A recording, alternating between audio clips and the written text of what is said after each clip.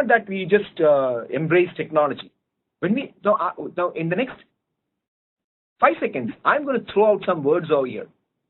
Now those words are very strong words, and those words have a lot of meaning, and they are all connected to technology. You might have heard, most of you might have heard about it. So I'll just go ahead and throw out those words to you. So I pretty much got all the words there. Most of you might have heard about this. And most of you may be doing it also. So some of you might have heard about, definitely most of you might have heard most of it. Some of you may be definitely doing this. For example, you may be taking feedback in your class. You may be doing some analysis of your results that you come. For example, if it's the 12th standard results or the 10th standard results, how was it last year? How was it this year? You may be doing some assessments on computers probably. I don't know. Some of the schools do that. But then, when you embrace technology, when you select that platform, it's not only for teaching or learning. Teaching learning is definitely a major part of that. Now, when you do that, when you embrace technology, all these come along with that. And it's not possible to get all these 8 components. There are much more rather. I've just selected 8 of those components and put it in this slide. Now, it's not possible to get everything in one go. You may have to go stepwise. You may bring in flipped classroom first, and then you may do some asynchronous teaching.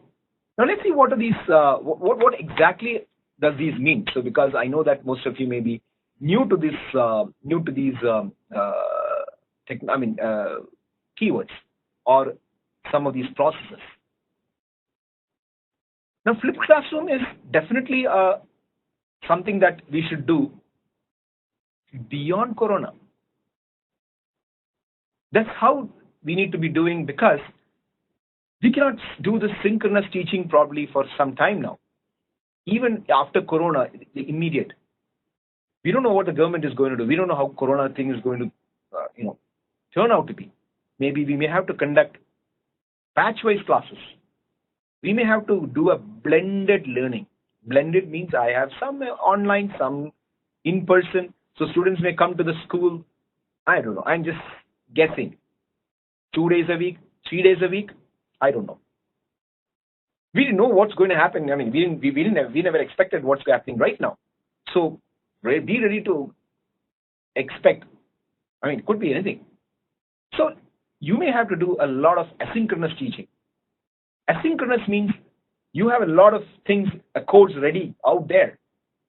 The students need to. Now, here is where I need to also, I would also address the small percentage of students over here. The students also need to understand this. There's a lot of learning that they need to do. They need to do a lot of learning by themselves. It's not that they do everything and then come and write the exam. No.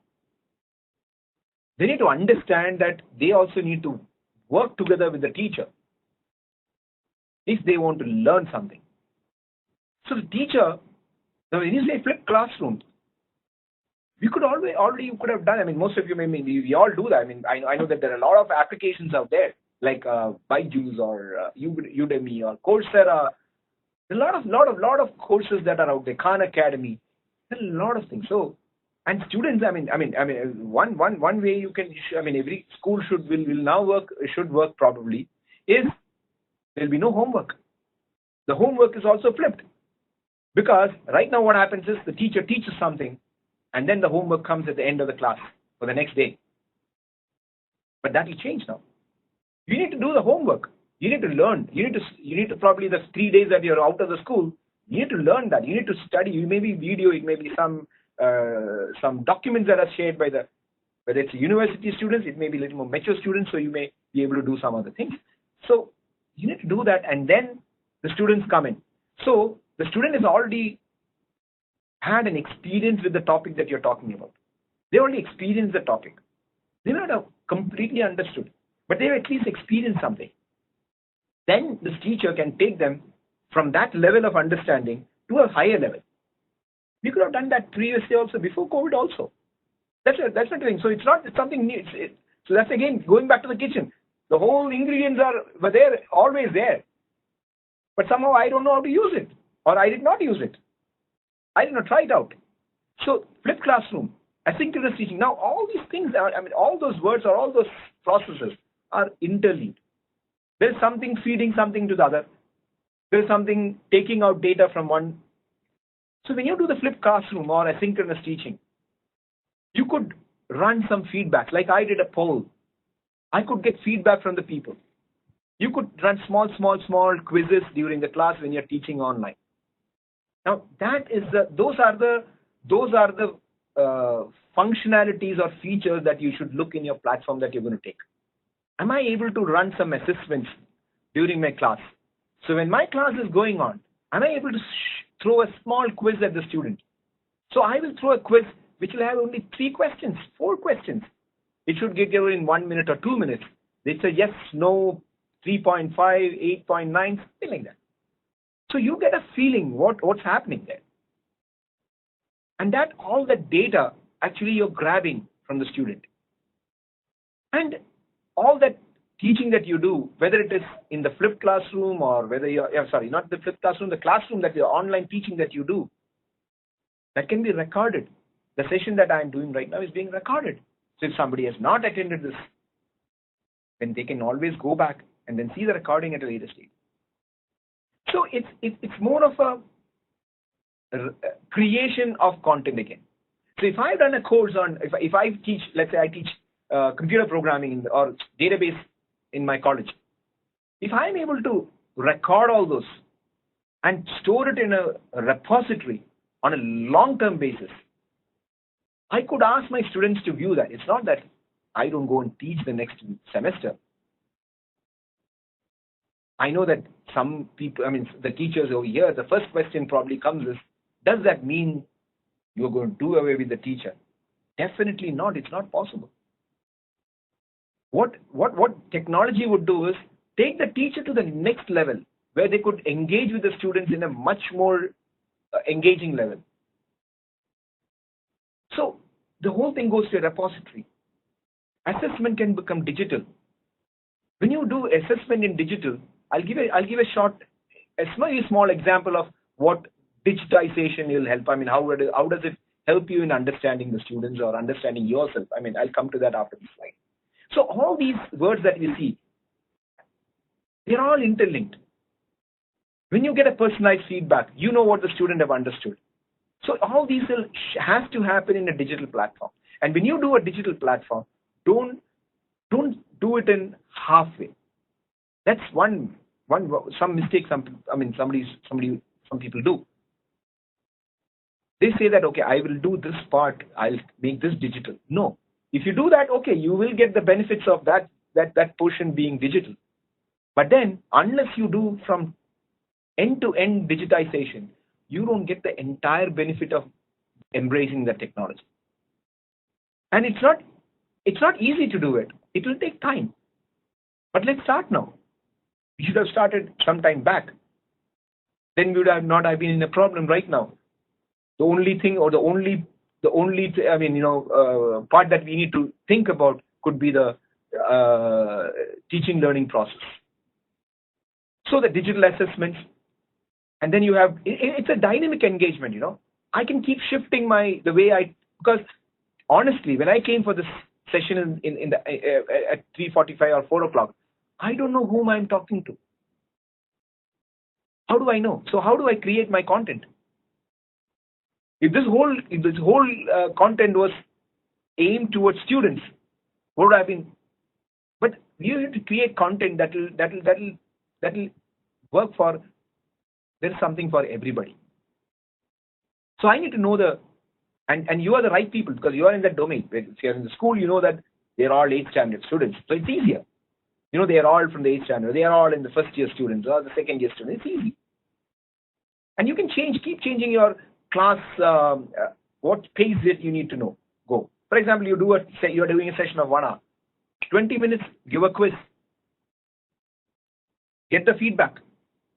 you find that people have not probably understood something, and then you go back and probably ask the question, because some students doesn't ask questions unless you ask them directly. So it's that entire technology, when you bring in the platform, you bring in a lot of things will get connected. Your classrooms, learning, assessments, your feedback, the collaboration, because I mean, I'm talking about digital collaboration because we are not able to personally meet between students. So you could have a forum where people could start questioning, asking questions, and one student answering the question of another student, and that has to, I mean, it has to happen, because unless we collaborate during this time when we are not able to meet together, the children will, or especially the children will have problems. So you need to bring in that collaboration, and then get a data analytics. Now I'll come to the data analytics. I mean, so I'll just take a small example, and we'll see how that will help.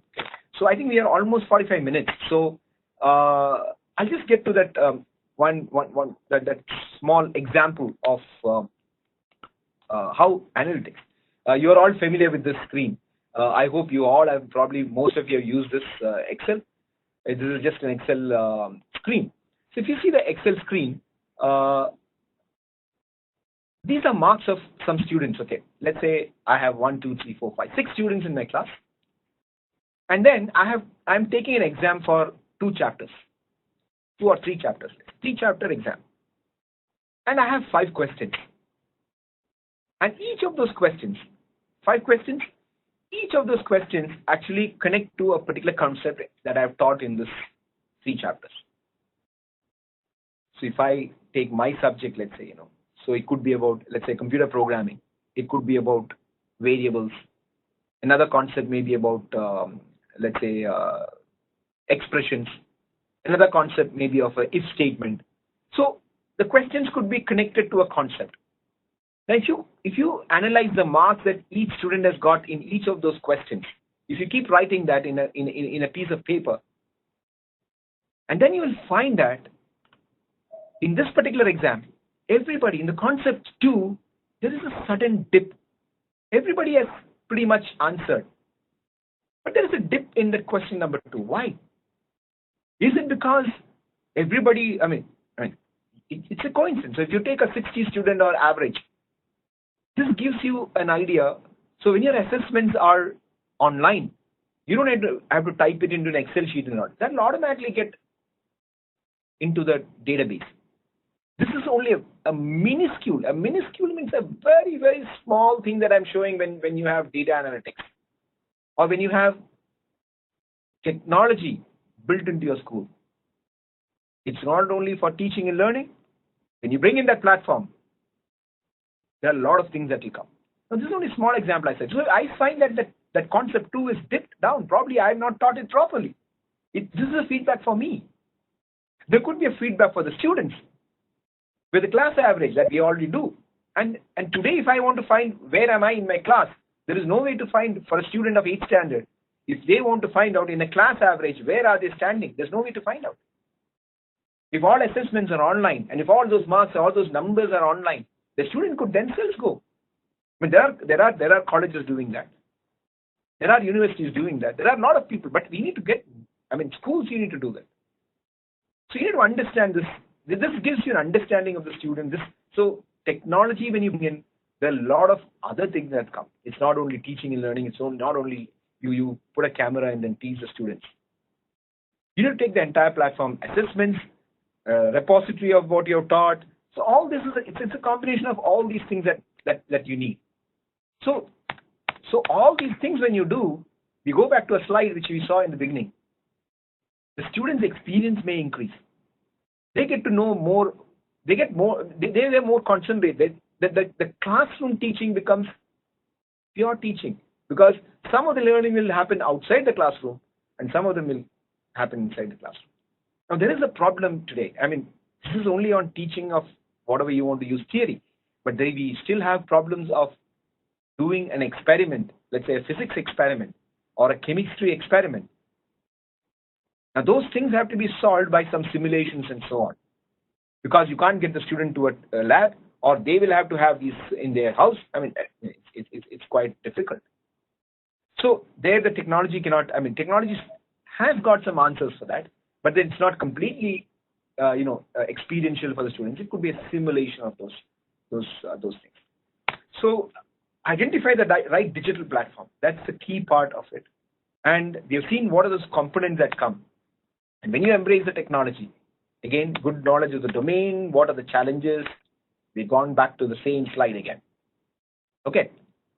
So these are the things that you know. And so the domain knowledge, when you have the domain knowledge, you understand the challenges. Because right now, my problem is that I can't talk to my students. So you find out some mechanism, whether it's WhatsApp or Google meeting or WebEx meeting or Teams, Microsoft, GoToMeeting, Zoom, whatever. Identify the solution and adopt it. But it's not that you need to do this. I mean, just adopt it and then goodbye. No. You need to adopt. You need to review that. And that the data will tell you. You need to take feedback from the students. That's again a digital process of taking the feedback. Understand what the problems are there. That again, digitally, you can take the survey. You can get data of the students. Go back to, I mean, maybe you will understand more about your domain. You may understand the better challenges. You may get into more challenges probably. So you need to go through this, iterate through this. And today, as of today, what is the biggest challenge? The biggest challenge is the technology itself. That's a paradox actually, but unfortunately, technology itself is a challenge because we don't have access to technology. Most of us don't. You need to, the knowledge of what we need to do, I mean, probably the technology, the knowledge of what technology exists out there, budgets. I mean, this is one of the most important, I mean, ultimately when you talk about technology, there needs to be some budget. But those budgets that you put in technology, if you put it at the right segments, it will definitely give you productivity. It will definitely reap benefits out of it. The most important, connectivity. I'm not getting connected. My Wi-Fi is not working. My 3G does not come through. My ISP tower is far off. Unfortunately, we have to live with this for the time being. And these are some of the challenges that everybody is facing today. And probably we all, when we say it's also the government and our administrators, everybody, we could have solved it. But we have, I mean, compared to some people, we are much better when you talk about but then there are pockets out there where we have problem. And then, of course, the security of all this, because we are putting our children into a domain which is connected online. And we know what all problems are there in that domain. When you put all of them into an online domain, the kind of privacy issues and a lot of problems are there. So you need to ensure that when you bring in technology, whether it's for teaching, learning, flipped classroom, all those, because they are always connected to the internet. We need to have a robust, secure process. That's why I said it has to be end to end. You can't take some part and then, because when you take, let's say you allow this WhatsApp classes, when they're using that smartphone, that's already connected to WhatsApp of many other people. It could be their parents' mobile. So what kind of security do you have there? So security is cyber security. I'm referring to. So that's an extremely, because it encompasses a whole lot of things that you do. And what's actually happening? What is the reality actually?